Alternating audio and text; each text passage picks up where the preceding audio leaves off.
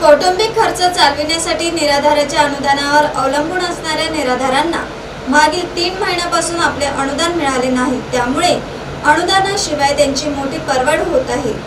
शासनाच्या थेट डीबीटी प्रणालीचा अद्याप अवलंब जिल्हा प्रशासनाने केला नसल्याने जुन्याच प्रणालीनुसार त्यांना अनुदान मिळणार आहे।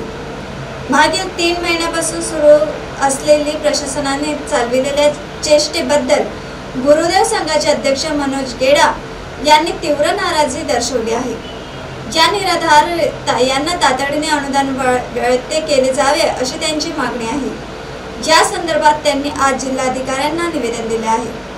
शासनाच्या संजय गांधी निराधार योजना, श्रावणबाळ निवृत्ती वेतन योजनेसह अन्य योजनांच्या माध्यमातून मिळणाऱ्या अर्थसहाय्यावर लाखो लाभार्थ्यांची मतदार आहेत।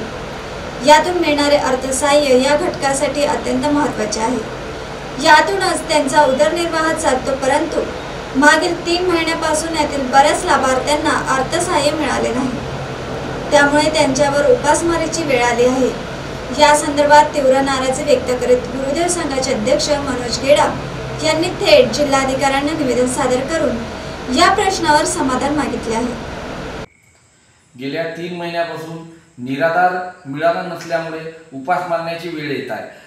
यांना अर्थसहाय्य मिळणार तवर त्यांचा उदरनिर्वाह होणार, परंतु संपूर्ण अधिकाऱ्यांचे वेळोवेळी पगार होतो आणि यांचाच का पगार लेट होतो हे आमचा प्रशासनाला सवाल आहे।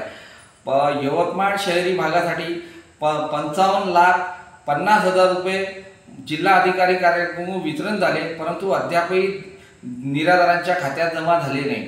त्यामुळे यांना गोटेमाटी खाण्याची वेळ येत आहे।